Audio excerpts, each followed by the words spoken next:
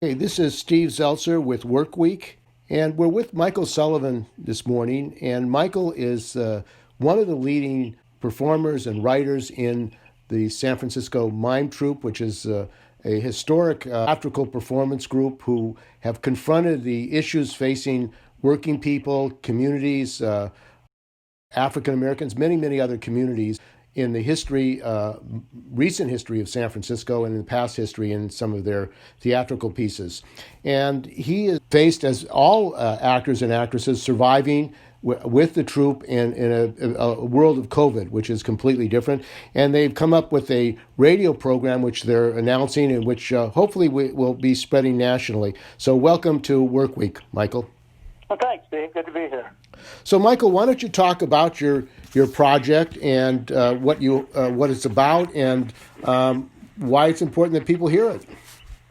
Well, first off, for people who don't know the San Francisco Mime Troupe, we don't do silent mime. We do political, musical satires, comedy, farces, and tragedies, taking, the issues of whatever's going on, racism, sexism, homophobia, transphobia, the, war on drugs, capitalism in general. And we do plays about that. We do original plays to kind of activate the audience. And you've been around a long time. It's many decades. Yeah, the Mime Troupe just celebrated its 60th anniversary. So we're one of the oldest companies in the theater companies in the United States. And we're also a worker-run organization. Most theater companies have an artistic director. The Mime Troupe doesn't. We have a collective of actors, writers, directors, designers, who, and we run the company. Everybody doesn't do every job. Like, people always think collectives do that. Like, everybody does everything. No, we delegate jobs. But the collective is the artistic director. We make all the big decisions. And but normally we do our shows for free. We do free shows in the parks at a price that every worker can afford. Free. And we're a union company. People wonder about that. How do you do that? It's like we don't take money from corporations. We take donations from individuals and foundations and government grants and stuff. We don't take money from AT&T or Comcast and things like that. And we do the shows outdoors because we really want to make sure to get the message out to as many people as we can. But with COVID and with the union saying they're not going to give out contracts, the city saying people can't use the parks in the same way, and we tour all over the world doing shows, but it's too difficult. So we decided instead, it's like, well, what can we do? And it was like, well, and I listen to a huge number of radio plays. I listen to radio plays, pretty much every day because they're great writing and great acting. And so I was like, well, why don't we do radio plays? And so what we came up with, what I pitched to the company really was that to do 9 individual shows. The first 8, like half an hour long, and they're called Tales of the Resistance. So there's a series of plays, different episodes of different people's lives that have to do with what's going on for folks. Looking for a job during a pandemic or during an uprising. What the war on unions. A lot of the issues that have come up because of COVID are the issues that were always there. When it comes to racism, when it comes to what are called essential workers, who were always essential, but suddenly everybody knows they're essential. All of these different things to bring up in each show, and we're doing them all as in traditional radio play style. So the first one that came out on the 4th of July is a detective noir mystery. The next one will be an adventure, and the next one after that will be horror, and then that one will be sci-fi. And then we'll do the second episode of each one of those, and then in the end do one big episode where all the stories come together. Well, it sounds like a major project, a radio project, and of course the pandemic has really changed everything for people, not just in this country but around the world. And the hunger for art and theater is growing. At the same time, the difficulty of going to a play or going to a park, even to see a play, is problematic. So I guess this comes at the right time. Well, it's also got its own particular challenges. Like, if you're one of the reasons people can't do plays now is not just because the audience can't come, but the actors can't get together to rehearse. And so it's the same with the radio plays. We can't all be in the same room. So everybody is recording. We have a rehearsal as soon as this interview is over. Having a rehearsals for the 3rd episode, and but we're all separated. So I'll be doing it online, the rehearsal, and then when it comes, the director, Valina Brown, is directing this year. She'll give us notes, we'll work over things, and then we will record it. But when we record, everybody's recording their part at home on their computer. And then we all have to send all of those files to our sound engineer, who will then edit them all together to make it sound like we were talking to each other. And, I mean, the whole pandemic has forced, like, people to go to Zoom and completely refigure the way that they do work. And it appears that this is the case for your play and the work that you're doing as well. Yeah. Since there's no way for us to safely get together, people have different requirements. Even if some people want to get together because they feel like, they've been isolated for a long time, that doesn't mean the other person is going to feel safe. And, so there are all these different issues. So we decided to try to do it this way. And the first episode turned out really well. If people want to listen, just go to the San Francisco Mime Troupe website, and there's a thing for, Tales of the Resistance. And it's on SoundCloud. Like you said, it'll be on radio stations and stuff. All of these shows will through the summer. But it actually turned out well. I was not surprised, but I was, considering how steep the learning curve was for all of us, for the writing, for the acting, for the directing, for the technicians, all of that stuff. It actually sounds like a radio play. Yes. Done remotely with the actors separate. It is something. It's quite a phenomenon that you've been able to put it together, even though you can't be physically together. But, actually cable now is all done remote. A lot of the cable shows with Zoom and that kind of thing. So it's actually offered an opportunity for less funded organizations such as yourself and others to actually produce and compete with major networks.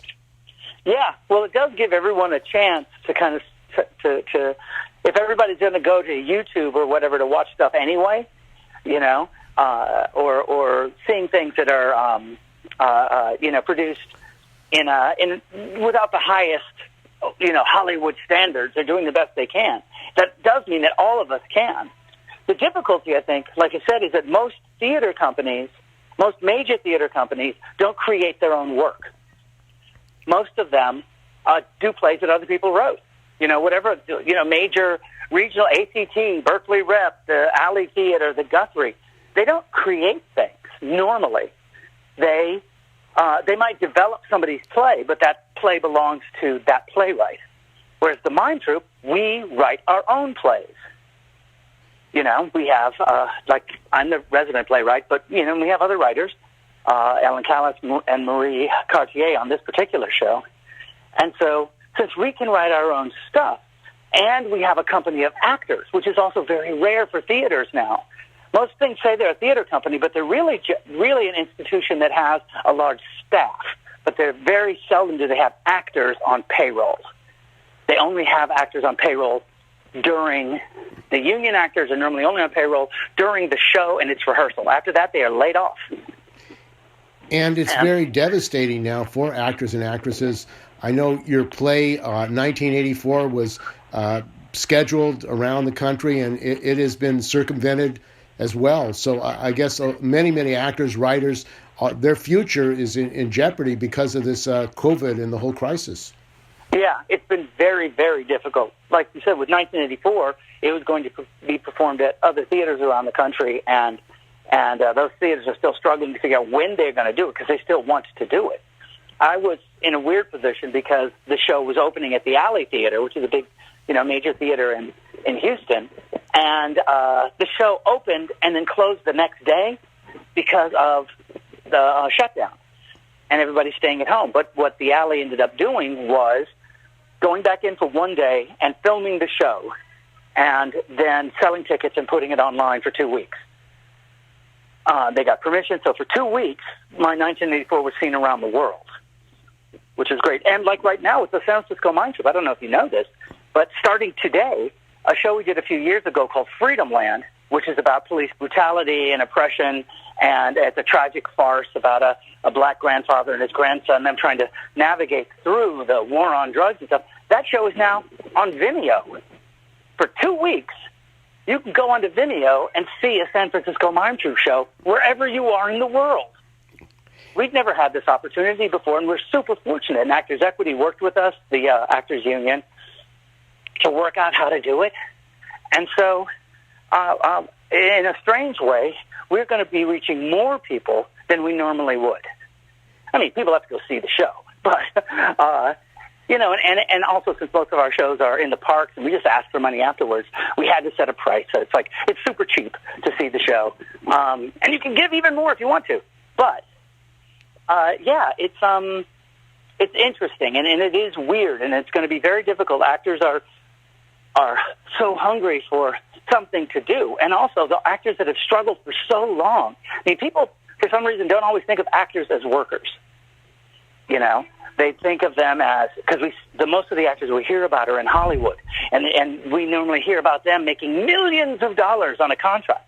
But for Actors Equity, I don't know what it is nowadays, but when I looked at it years ago, the average Actors Equity member in the United States made about $3,000 a year acting. I would say that's not a living wage, $3,000 a year. No.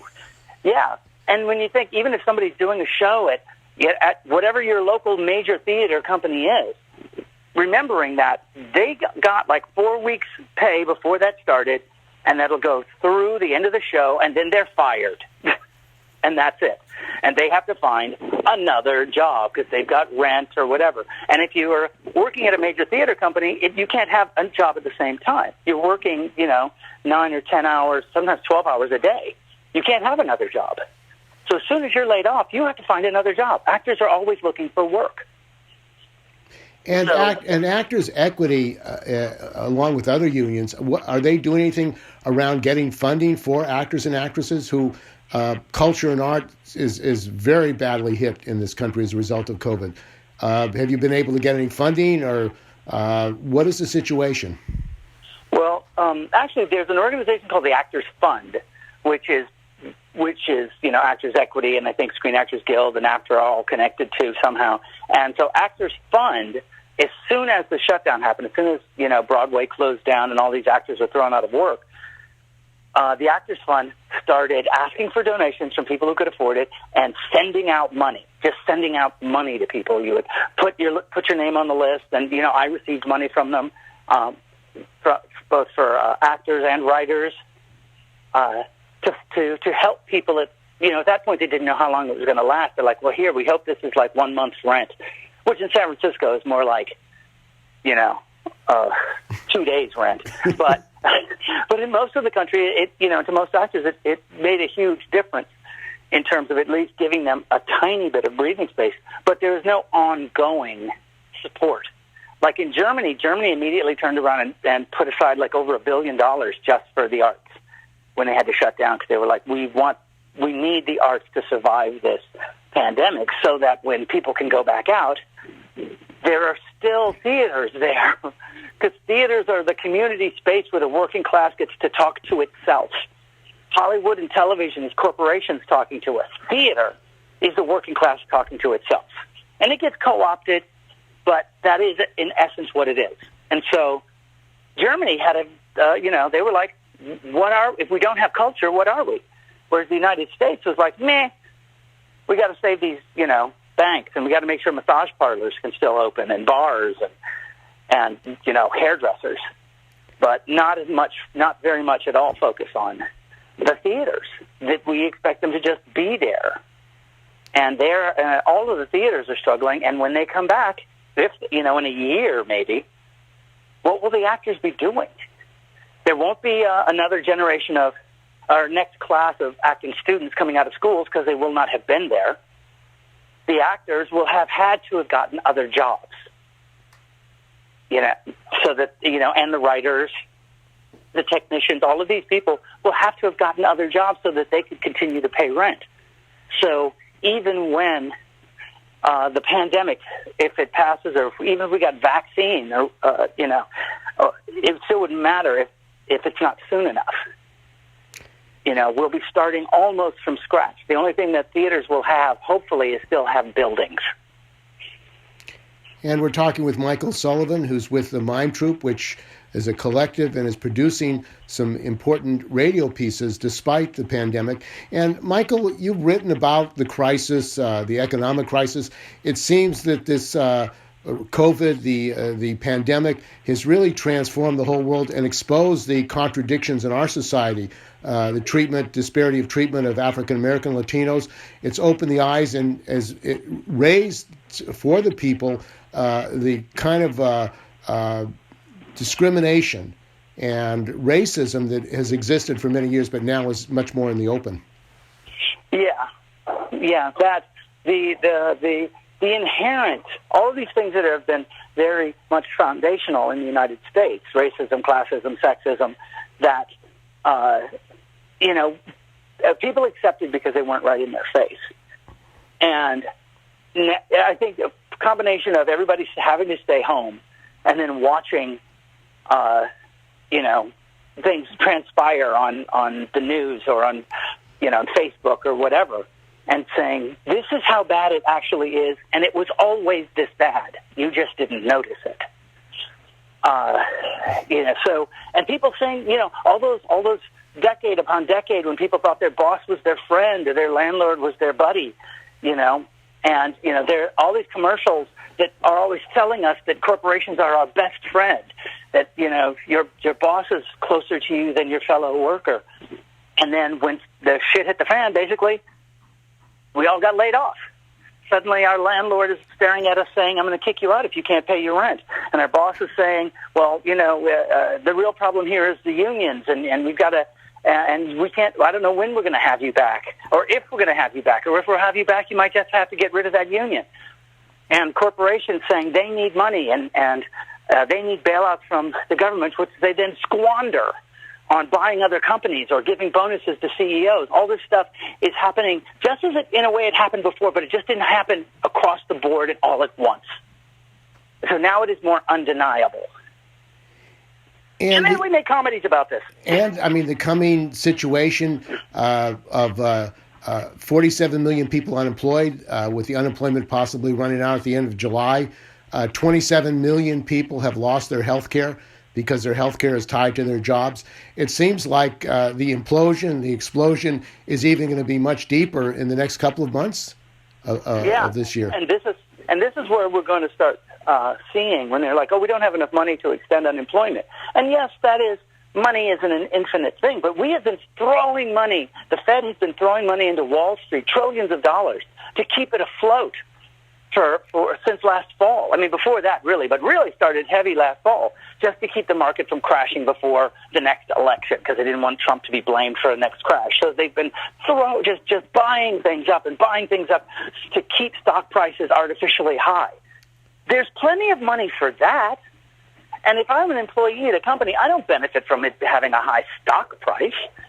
I benefit from us making things and people wanting to buy them and we selling them at a fair price and me being paid a fair wage. Whereas just throwing money, just making sure that stockholders don't go under, that stock price doesn't go down. We don't even hear about that debate because it doesn't happen because of Dodd-Frank. They made it so that, Congress doesn't have to vote on some of this stuff anymore. Whereas every time it comes up to giving us more unemployment and extending that for the working class who is suffering, when that comes up, suddenly it's a national debate. And, we may not have enough money, and throwing money at a problem doesn't solve the problem. But it always seems to solve the problem of Wall Street. Well, that seems to be a priority. And did you ever think you'd live in a time where the government is buying hedge funds to prop up the capitalist system? It's 1928, 1929. When the Great Panic in the 1800s. It happens. The Ponzi scheme that is Wall Street runs aground periodically, just like every Ponzi scheme does. And so they've just been fortunate up to this point that there was always something else, something new to expand into, whether it was expanding into the West or expanding the empire of the United States. But we're kind of expanded out. There's no new money to go into the Ponzi scheme. And when there's no new money in a Ponzi scheme, it collapses. And so that's what's happening is we're in this, sometimes fast, sometimes slow collapse of this system that is fundamentally flawed.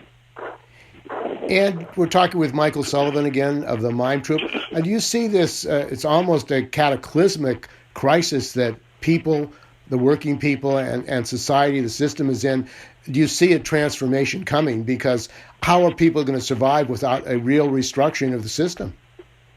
Yeah, I mean, I feel like the corporate media is focusing, and I think because they have no choice with the protests that are going on, and then focusing on the police. But there's also this huge economic element of those protests that the police represent. They're not police, they're really security guards for capitalism. They're there to keep us down rather than actually help us in times of need. Well, why aren't they arresting the real criminals, the gangsters on Wall Street? You know, that seems never to happen. Well, it happens all the time on the television show Law and Order. It happens all the time in movies, so that we get this myth foisted upon us by television and by film that corporate criminals get arrested all the time and they get perp walked and they go to jail. And that stuff just actually very rarely happens. You can get killed for selling single cigarettes if you're black, but if you're a corporate, a hedge fund manager or a Wall Street executive who commits frauds that injure tens of thousands of people, the odds on you going to jail are really, really, really tiny. So that, hopefully more people are, like I said, more people are seeing that contradiction going, even Hollywood is starting to go, well, maybe we should stop making it look like cops are such great people all the time. And especially stop making it look like the only good cop is the one who has to break the rules. That's the only way you can get things done. You got to violate some civil rights to solve this crime. And it's like, well, that's one crime. You committed 8 to solve this one crime. That shouldn't be the standard for police officers. But anyway, like like you were saying, the idea of this, the corporation world and the crimes that are committed and these protests that are going on, as I was saying, that they're all these things being tied together in a way that hopefully people will see that the system is simply untenable. It cannot function like this because I think it was even that guy, what's his name, Fukuyama, who said who wrote the End of History. Yeah, right. Yeah. Later he said, because he was all neoliberalism, and then later he said that he had lost faith in neoliberalism because he and other people had proposed that this was the perfect system to deliver the greatest happiness to the greatest number. And he said, if it fails at that, any economic system that fails at delivering basically happiness and the ability to become happy and secure to a large number of people is a failed system. He was saying, this is the point. That isn't the point to make people, like, give them opportunities and let them be happy and secure? And if it can't do that, then it's a failed system. And that's what, capitalism has always been that. History just always looks at the super rich. People sit around their homes and they go, oh my goodness, somebody just made this. How much money did, what's his name, Elon Musk, the board, of which Elon Musk is the chair, approved like a $62 billion pay package or something outrageous like that. And it's like, nobody's worth that much money. And yet the workers in his factory at Tesla, $17 an hour, they have to work 72-hour forced hours on the factory floor. It's a slave factory. It's a plantation, actually, that he's running down at Tesla in Fremont for these workers. He's a horrible boss. And he really is. The thing about what they say, the profile of successful CEOs is similar to the profile of psychopaths and sociopaths. Because in no way would I be able to accept that much money knowing my workers weren't being paid to live enough to actually live in the Bay Area, one of the most expensive places in the United States. How much is it going to cost me? I toss $1 billion at them, I'll be fine. I can't buy more stuff. And this idea, this worship of wealth, the Americans who want an aristocracy, they may call themselves Democrats or Republicans or whatever, but they yearn for an aristocracy that will just relieve them of the burden of their rights. And we don't care how much money they have. We don't care how much, they pass on to their children or how much we lose.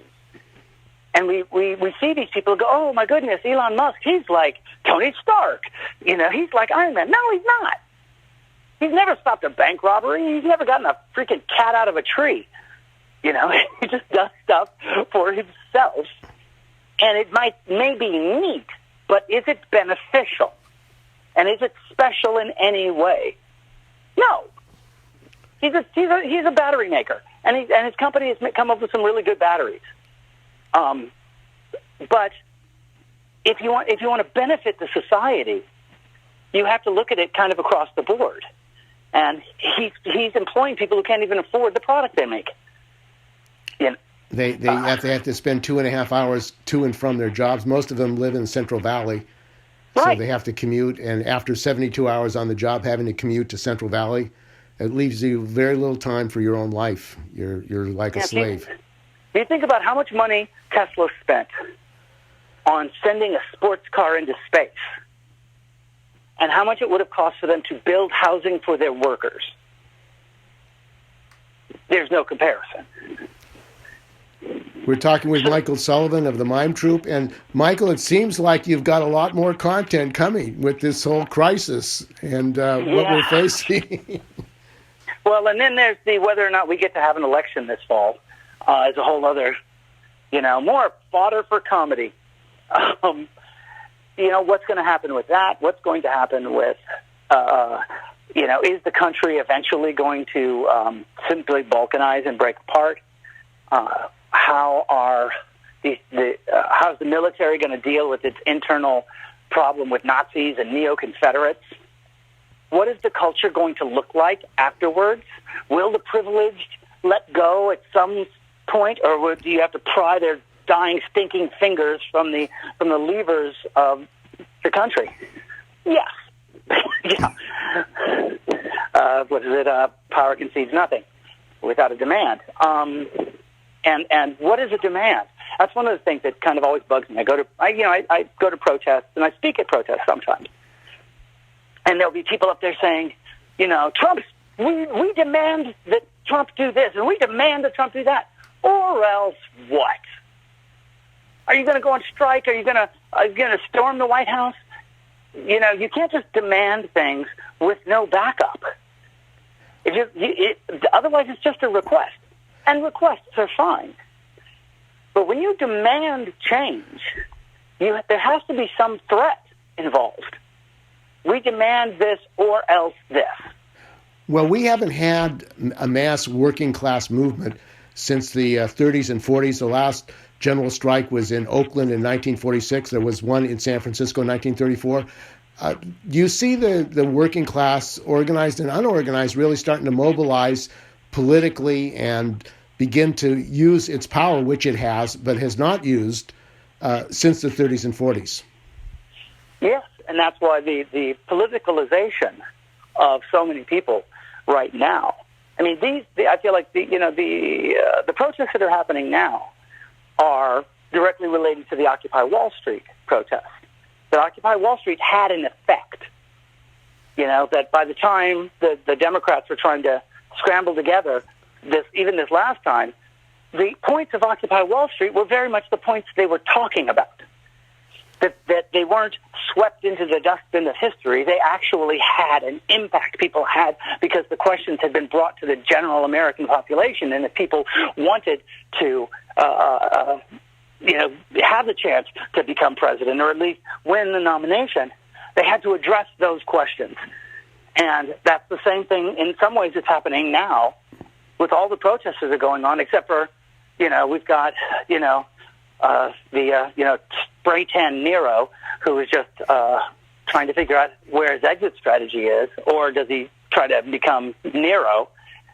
And he's running against someone who is not really a progressive, and never has been. But, I just feel like with the Democrats, they're like, if Biden just doesn't say anything, he can win. No promises, nothing.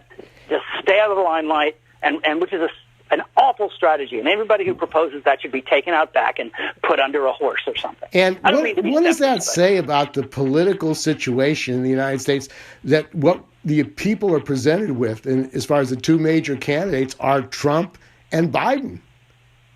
Well, it's just, I think that, people were presented last time, that last election, which was awful because it was basically the 90s running against the 1880s. And this election is now the 70s running against the 1880s. That's how I kept telling people. It's like, with Bernie Sanders, it was the 60s versus the 70s with Biden. And the question is, do you want a time of hope or do you want a time of settling for crap? And we ended up with settling for crap, the 70s. And then, so what is the pitch? What is the thing you're going to do? What is your vision for the future? And Biden has not presented a vision for the future. It's like, Medicare for all? No, he's not into that. Or socialized medicine. Pro-union. Is he going to change? Is he going to shift us off coal onto solar? Something else. He has no vision for the future. His vision is about the 70s. Trump his vision is robber barons. And that's terrible for the country because something has to change. And we have two candidates who basically, one candidate who thinks everything's kind of okay, and the other candidate who thinks, the workers should have no rights whatsoever, and that everything can be run as a corporation. Well, I want to thank you very much for joining us. We've been talking with Michael Sullivan. He's a playwright. He's a member of the San Francisco Mime Troupe collective who is taking on a new plan to deal with COVID by producing radio plays, which they want to distribute nationally and internationally. And I think that the time for the Mime Troupe is today. And using communication technology and the work that you're doing, we're going to be reaching a lot more people here in the Bay Area and globally. So how can they find out about more news? They can go to our website, www.sfmt.org, and they'll find out about Tales of the Resistance and about watching Freedom Land for the next 2 weeks. Okay, well, thank you for joining us, Michael. Thank you, Steve.